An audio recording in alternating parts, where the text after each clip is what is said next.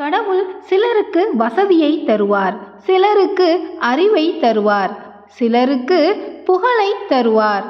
ஆனால் வெகு சிலருக்குத்தான் நல் மனதை தருவார். அவர்களே உதவும் குணம் உள்ளவர்கள். அவர்களே நம்மோடு வாழும் கடவுள். வாழ்வில் எதை இழந்தாலும் அதற்கு தகுதியான வேறொன்றை இறைவன் தருவார். அதற்கான பிரார்த்தனையை நம்பிக்கையுடன் தொடங்குங்கள். இறைவனின் கருணைக்கு எல்லையே இல்லை. அவரை நம்புபவர்களின் வாழ்வில் முடிவில்லாத அற்புதங்கள் ஒவ்வொரு கணமும் நிறைந்துள்ளது. வாழ்க்கை என்ற பூட்டை திறக்க காலம் நமக்கு விதவிதமான சாவிகளை தருகிறது. ஆனால் என்ன ஒன்று, நமக்கான சாவியை தேடி கண்டுபிடித்து திறக்கிறதுக்குள்ள பூட்டு தான் துருப்பிடித்து போயிடுது. ஆதலால் வாழ்க்கையில் தடைகள் கடுமையாக இருக்கலாம், ஆனால் நம்பிக்கையும் முயற்சியும் தான் அவற்றை வெற்றியடைய செய்யும் உண்மையான சாவியாகும். என்னாலும் போல இந்நாளும் பொன்னாளாக அமைய அனைவருக்கும் இனிய அன்பான மகிழ்ச்சியான காலை வணக்கம் மக்களே.